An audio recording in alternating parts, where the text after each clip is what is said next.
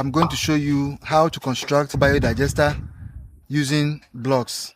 It's also a large family size biodigester, and it's for a 4-bedroom house. We are adding soakaway to it. We are giving it an overflow pipe as well, and then we are creating a typical soakaway inside the biodigester inside, and of course giving an overflow pipe that will be laid all the way to the outside of the building for drainage for a possible connection in the near future. So, like with any other biodigester construction, you start with the site selection, preparation, and then digging of the ground. This particular biodigester, the block works that we did, is a large family size biodigester. But the difference is that we are going to include in it a soakaway, a simple on-site biodegradable soakaway that will first eliminate the water, and then from there the water will go into a soak pit. We're also going to provide an overflow pipe just for the excess water to go into a bigger drainage that's going to be provided outside. So that's basically the mindset behind this particular biodigester. And then whenever you are constructing such biodigester, the key part is to have your blocks, which is the corridors one. We always prefer the corridors blocks because they give you extra enhancement and they work well and they soak the water and then they can last for a longer time.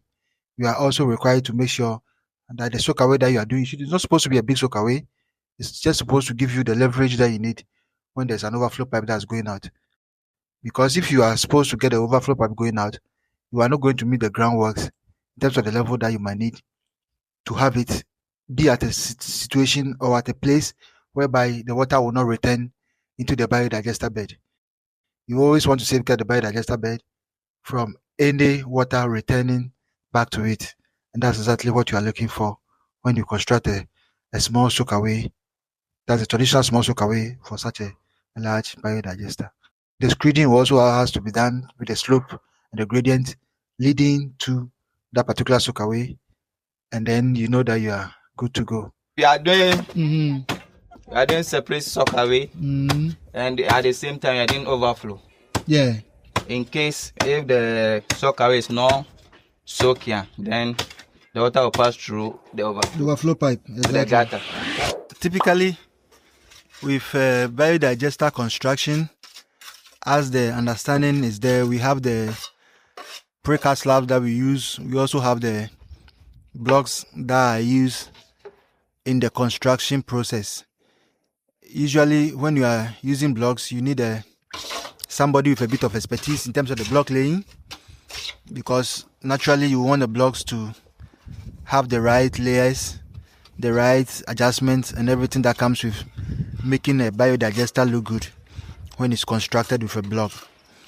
So after digging of the ground and then meeting the right requirement and the measurement, your next thing obviously is to lay the block. And this one has been done already with the size of 6x4. And then screening is going to be done by the soakaway. It's also been done. What you are seeing right now is the pipe that's been laid, the pipe from the other toilet seats that has been laid, and then it's being connected on top of the digester with an overflow pipe at the base as well. Doing the traditional small size soakaway in the digester itself, the whole idea is to make sure that the chamber in which the digester bed will be laid is not disturbed when there's an excess water. In case of an overflow of the water, it does not come back into the digester bed. And then it also means that you are creating a room for the overflow pipe to work in case there's a worst case scenario whereby the soakaway that you are also constructing for the biodigester does not work. So you are filling all the potholes, you are filling all the loopholes, you are solving all the situations that usually lead to the problems that will affect the biodigester when it is constructed. And that's what this particular type of biodigesters are about. It's a bit innovative, it's a bit creative, and I must confess, it's a few things that we have done that we've not shown other people, or we've not done a video on it. This is the first time we are doing this video to show how some of this stuff is done. So this is the inlet coming all the way from the top. There's a guest seat here, and then there's one of the rooms from the top is also here, and then it's being connected. I mean, we are going to leave the pipe there for the connection to be done in there. We decided on this location for the digester because we were thinking of having a pipe laid before the groundwork is done here, with an end cap on it to the end of the building when the plumber is doing all the other layings, or when the plumber is laying all the other pipes. He is going to lay this one as well as part of the waistline and go and drop it there, hoping that in a worst case scenario, if there should be an excess water, it can be taken out into a future drainage that will be constructed in front of the house. When it comes to doing screeding for the biodigester bed floor, the key part, like I've said, is the gradient and the slope that you will need to ensure that there's no wastewater left in the biodigester bed.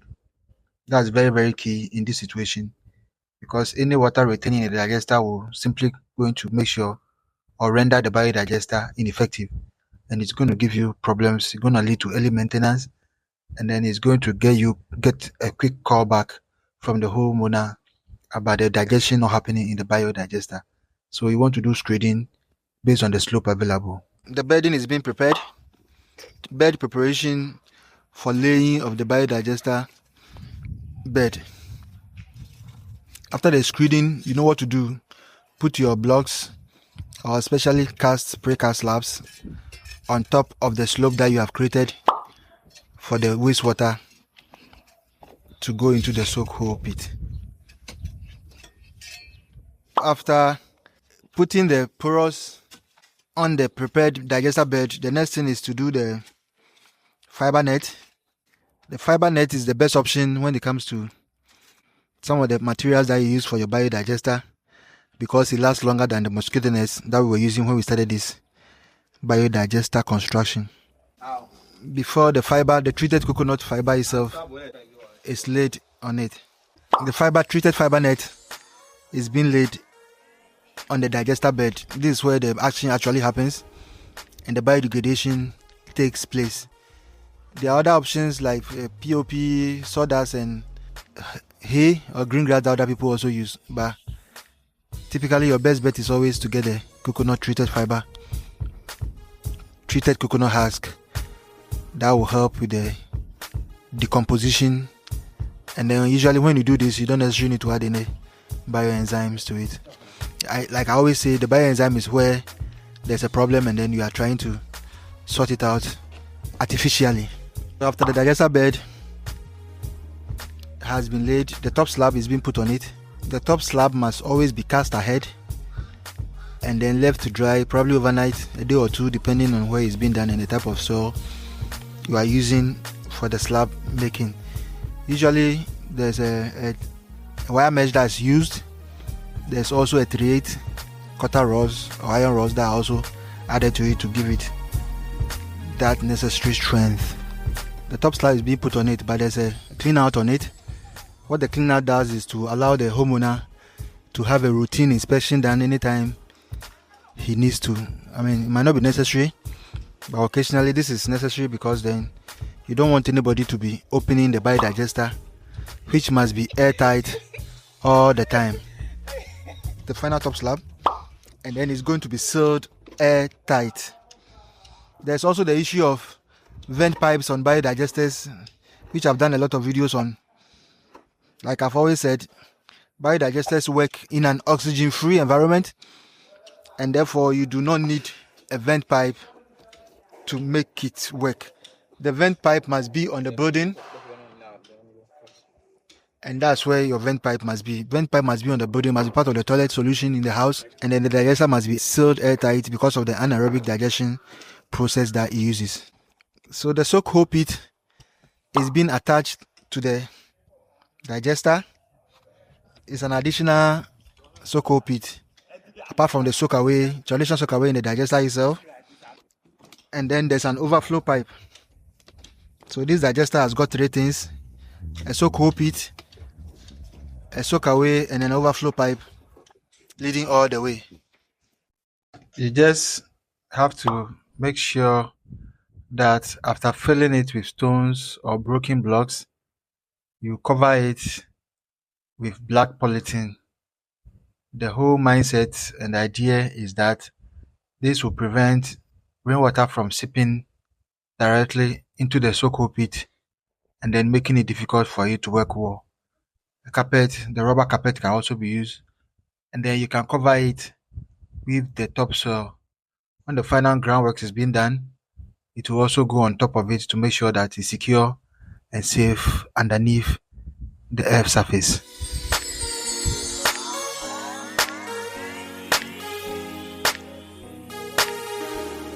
What you saw right there behind us is a construction of a Biofil biodigester with a typical soak hole pit, a traditional soak away, and of course an overflow pipe that will take the wastewater all the way to the